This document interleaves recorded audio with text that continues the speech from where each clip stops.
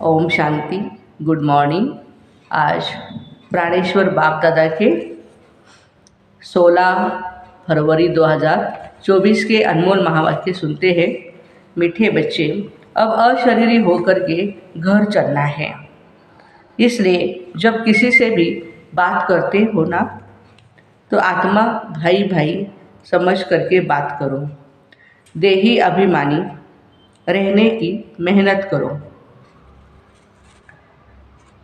प्रश्न है, भविष्य राज तिलक प्राप्त करने का आधार क्या है? उत्तर है पढ़ाई। हर एक को पढ़ करके राज तिलक लेना है। बाबा की पढ़ाई, बाबा की है पढ़ाने की ड्यूटी। भगवान की ड्यूटी कौन सी है? पढ़ाने की है। इसमें आशीर्वाद की बात नहीं। पूरा निश्चय है तो श्रीमत पर चलो। गफलत नहीं करनी है। बाबा कहते गफलत नहीं करनी है। अगर मतभेद में आकर के पढ़ाई छोड़ी तो नापास हो जाएंगे। इसलिए बाबा कहते हैं, मीठे बच्चे अपने ऊपर रहम करो। आशीर्वाद मांगनी नहीं है, पढ़ाई पर पूरा पूरा ध्यान देना है। ओम शांति। सुप्रीम टीचर बच्चों को पढ़ाते हैं। बच्चे जानते हैं परमात्मा पिता भी है और टीचर भी है। ऐसा तुमको पढ़ाते हैं जो और कोई पढ़ा न सके। तुम कहते भी हो ना, शिव बाबा हमको पढ़ाते हैं। अब यह बाबा कोई एक का तो नहीं है, सबका है ना। मन मना भव मध्याजी भव, इसका अर्थ भी बाप समझाते हैं।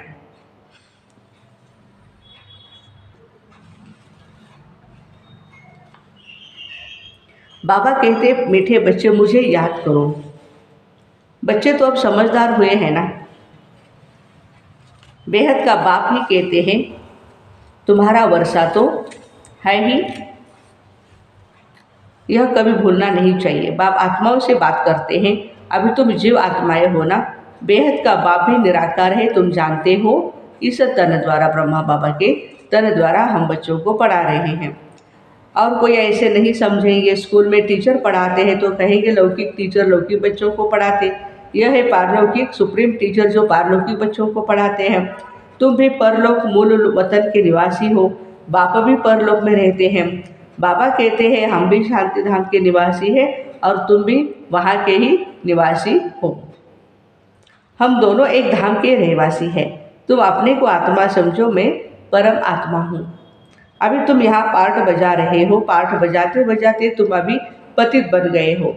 यह सारा बेहद का मांडवा है जिसमें खेल होता है। ये सारी सृष्टि कर्म क्षेत्र है, इसमें खेल हो रहा है।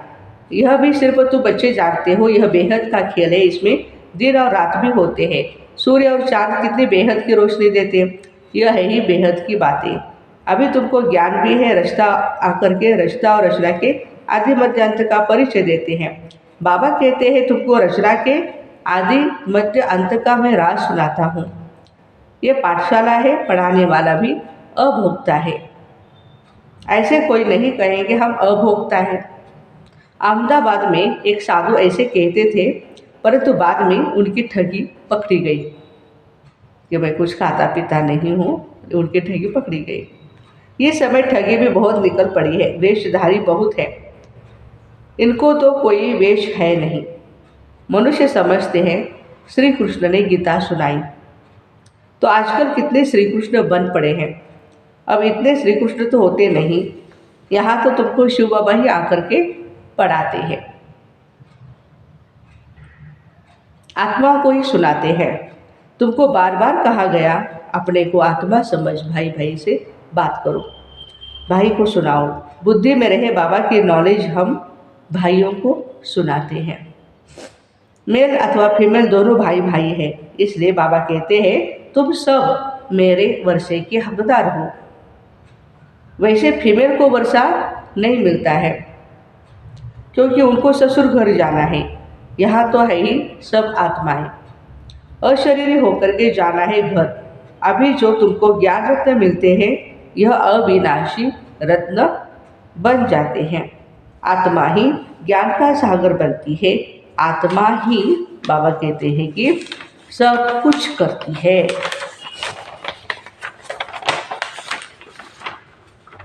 परंतु मनुष्यों को देह अभिमान होने के कारण देही अभिमानी बनते नहीं। अब तुमको देही अभिमानी बन एक शिव बाबा को ही याद करना है। कुछ तो मेहनत चाहिए ना। लौकिक गुरु को कितना याद करते हैं, मूर्ति रख देते हैं। अब कहाँ शिव का चित्र, कहाँ मनुष्य का चित्र। रात दिन का फर्क है। वह गुरु का फोटो पहन लेते हैं। पति लोगों को अच्छा नहीं लगता कि दूसरों का फोटो पहने। हाँ, शिव का पहनेंगे तो वह सबको अच्छा लगेगा, क्योंकि वह तो परमपिता परमात्मा है। उनका चित्र तो होना चाहिए है गले का हार बनाने वाला। तुम रुद्रमाला का मोती बनेंगे। यूँ तो सारी दुनिया रुद्रमाला है, प्रजापिता ब्रह्मा की माला भी है, ऊपर भी शिजरा है। वो है हद का शिजरा, यह है बेहद का शिजरा। जो भी मनुष्य मात्र है सबकी माला है। आत्मा कितनी छोटे से छोटी बिंदी है, बिल्कुल छोटी बिंदी है। ऐसे ऐसे बिंदी देते जाओ तो अनगिनत हो जाएगी। गिनती करते करते थक जाएंगे। परंतु देखो आत्मा का झाड़ कितना छोटा है, ब्रह्म तत्व में बहुत थोड़ी जगह में रहती है। वह फिर यहाँ आती है पार्ट बजाने। तो यहाँ फिर कितनी लंबी चौड़ी दुनिया है। कहाँ कहाँ एरोप्लेन में जाते हैं, वहाँ फिर एरोप्लेन आदि की दरकार नहीं। आत्माओं का छोटा सा झाड़ है परमधाम में। यहाँ मनुष्यों का कितना बड़ा झाड़ है।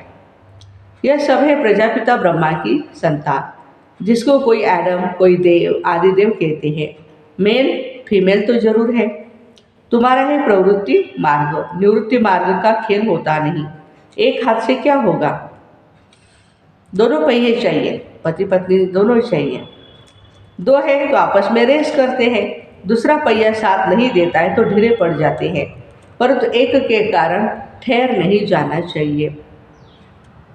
पहले पहले पवित्र प्रवृत्ति मार्ग था, फिर होता है अपवित्र, गिरते ही जाते हैं।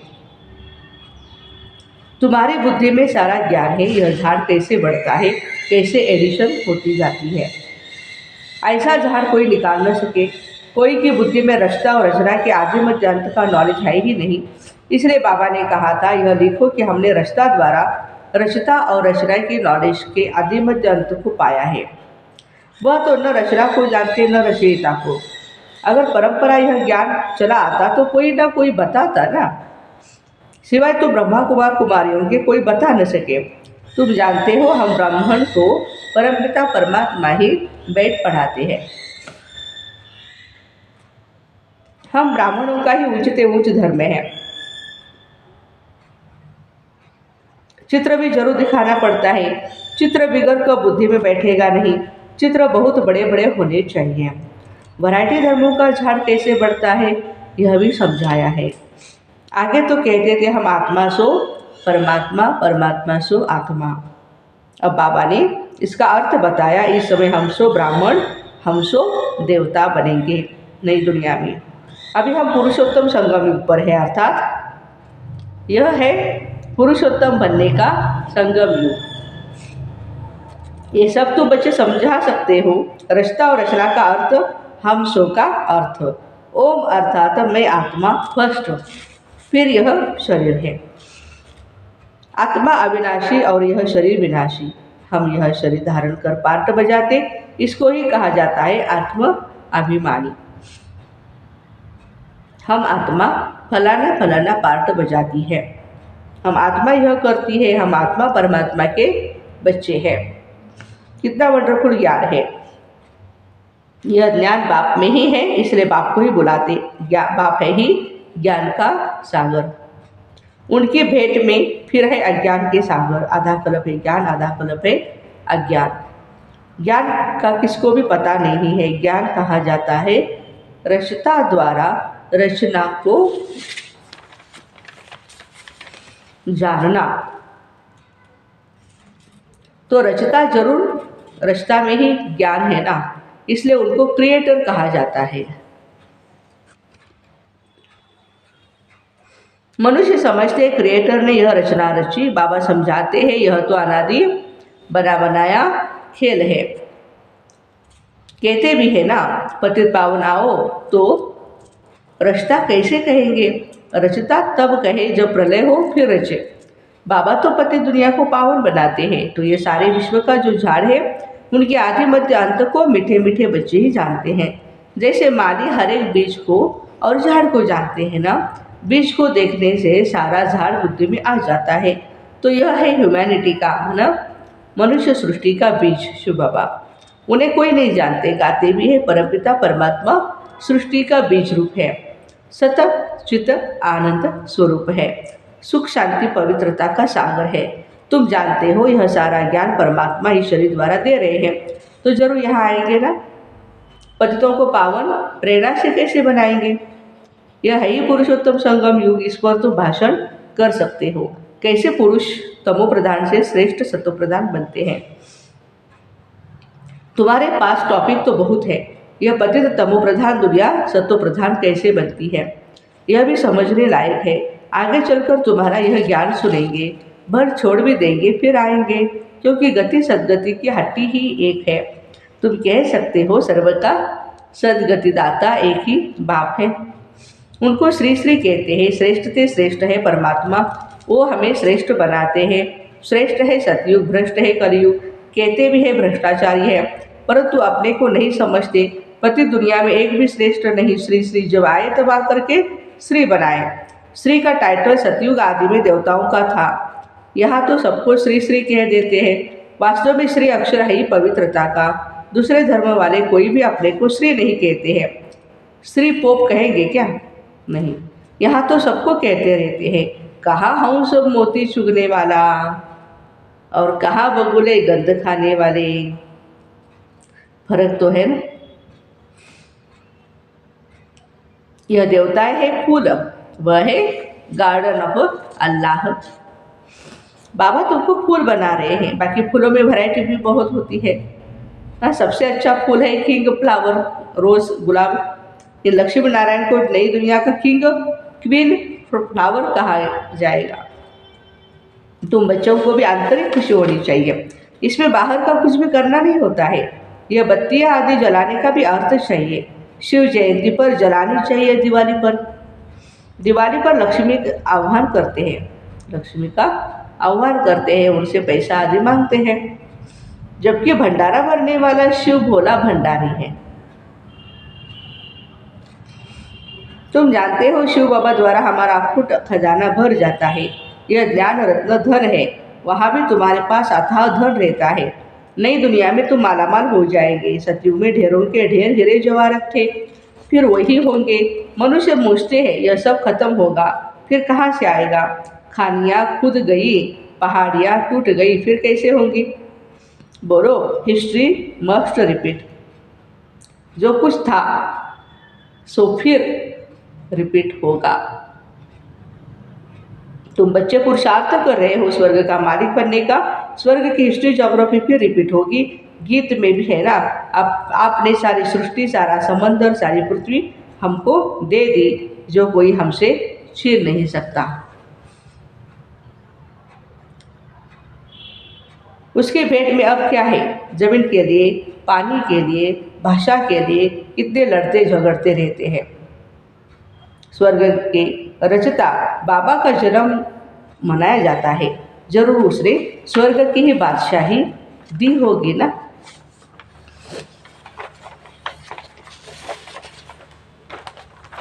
अब तुम्हारा बाप पढ़ा रहा है, तुमको इस शरीर के नाम रूप से न्यारा हो, अपने को आत्मा समझना है, हर एक को आत्मा समझना है, पवित्र बनना है, या तो योग बल से या फिर सजाएं खाकर। फिर पद भी कम हो जाता है। स्टूडेंट की बुद्धि में रहता है ना, हम इतना मर्तबा पाते हैं, टीचर ने इतना पढ़ाया, फिर टीचर को भी सौगात देते हैं। यह तो बाप तुमको विश्व का मालिक बनाते हैं, तो फिर भक्ति मार्ग में उनको याद करते हैं, बाकी बाप को आप सौगात क्या देंगे? यहाँ तो जो कुछ देखते रहते हो वो रहना नहीं है, ये तो पुरानी अच्छी दुनिया है। तब तो मुझे बुलाते हैं, बाबा तुमको पति से पावन बनाते हैं। इस खेल को याद करना चाहिए। मेरे में रचना के आदि मध्य अंत की नॉलेज है, जो तुमको मैं सुनाता हूँ। तुम अब सुनते हो, फिर भूल जाते हो। 5000 वर्ष के बाद फिर चक्र पूरा होगा। तुम्हारा पाठ कितना लवली है। तुम सतो प्रधान व लवली बनते हो ना, फिर तमो प्रधान भी तुम ही बनते हो। तुम ही बुलाते हो, बाबा आओ। अब मैं आया हूँ, अगर निश्चय है तो श्रीमत पर चलना चाहिए, गफलत नहीं करनी चाहिए। कई बच्चे मतभेद में आकर के पढ़ाई छोड़ देते हैं, श्रीमत पर चलते नहीं, पढ़ेंगे नहीं तो नापास भी तुम ही होंगे। बाबा तो कहते अपने ऊपर रहम करो, हर एक को पढ़कर अपने को राज तिलक देना है। बाप को तो है ही पढ़ाने की ड्यूटी, इसमें आशीर्वाद की बात नहीं। फिर तो सभी पर आशीर्वाद करनी पड़े, यह कृपा आदि भक्ति मार्ग में मांगते हैं, यहाँ वह बात नहीं है। अच्छा, मीठे मीठे सिकिरते बच्चों प्रति माता पिता बाप दादा का याद प्यार और गुड मॉर्निंग।